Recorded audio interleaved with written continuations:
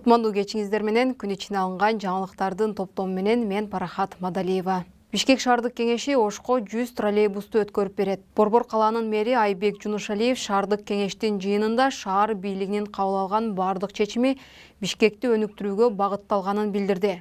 Ал автобустарды бизге жаңы маршруттарды түзүүдө мүмкүнчүлүк берерин билдирди. Үстүбүздөгү жылдын май айында Бишкек мэриясы 100 троллейбусту Ош шаарына өткөрүп, алардын ордуна электроавтобустарга алмаштыруу чечимин чыгарган.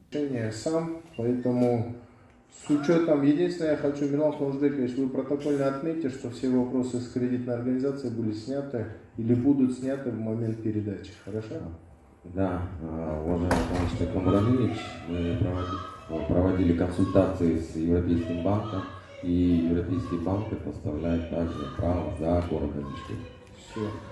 Ставлю на голосование тогда проект. Жапырт кармалган 11 журналисттин соттук отуруму уланууда. Бүгүн 29 августта Бишкек шаарынын Ленин райондук сотунда жапырт кармалган 11 журналисттин иши боюнча соттук отуруму өттү.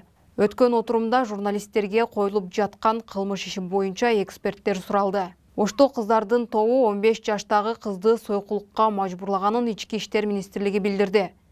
Милиция буга чейин акыйкатчы кабарлаган чуулгандуу иштин жаңы чоо жайын ачыктады.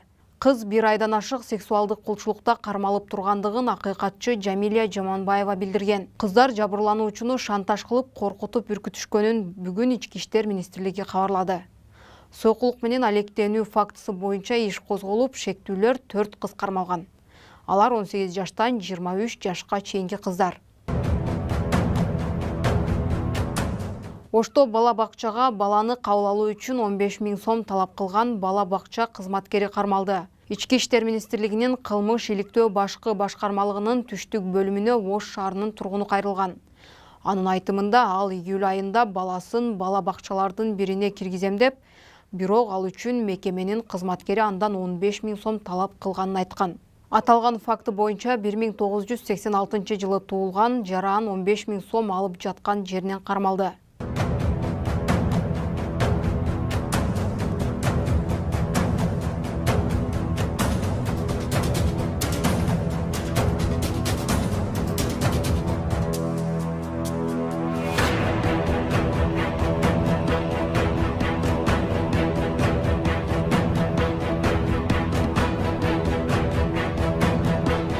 Кыргызстанга келип, жердештеринин паспортторун алып, акча опузалаган Бангладеш жарандары кармалды. УКМКнын маалыматына караганда, алар иш таап берүүнү убадалап, жаңы келген Бангладеш жарандарынын паспортторун алып алышкан. Бирок анын ордуна паспортторун бербей $4000 опуза кылышкан. Шектүүлөр акча алып жаткан жеринен кармалышты.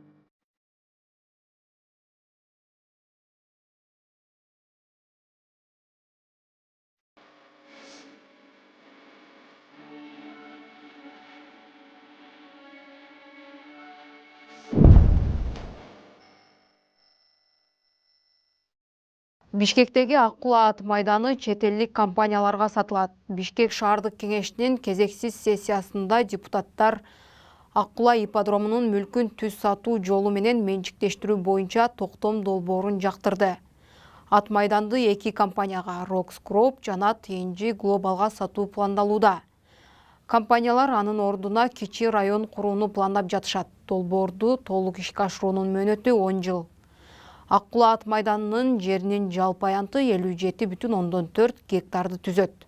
Жогорку кеңештин мурдагы депутаты Шайлообек Атазов Бангкокто өткөн Муайтай боксу боюнча IBF Муайтай титулун жеңип алды. Бул тууралуу IBF Муайтай сайтында маалымдалды. эл өкүлүнүн оор салмактагы атаандашы Таиланддын өкүлү болгон. Алардын беттеши бүгүн 29 августта Бишкек убактысы боюнча саат 16:00 башталып, Атазов жеңишке жетти.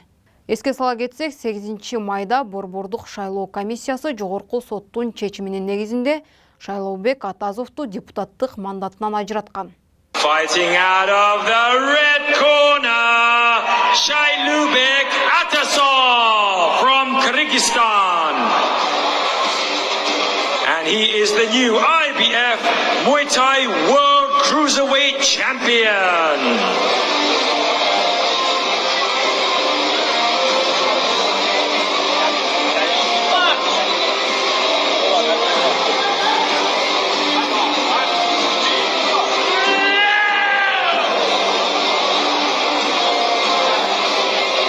Клоп редакциясы Клоп медиа эми чындап жоюларын жазды. Жогорку соттун жарандык жана экономикалык иштер боюнча соттук коллегиясы 16 июлда Клоп медиа коомдук фондун жоюу маселеси боюнча акыркы чечим кабыл алып, сот Бишкектин Октябрь райондук сотунун фонд жоюлушу керек деген чечимин өзгөртүүсүз калтырган. Бул тууралуу Клоп сайты маалымдады. Күн ичиндеги жаңылыктар ушулар болду. Кайрадан көрүшкөнчө аман туруңуз.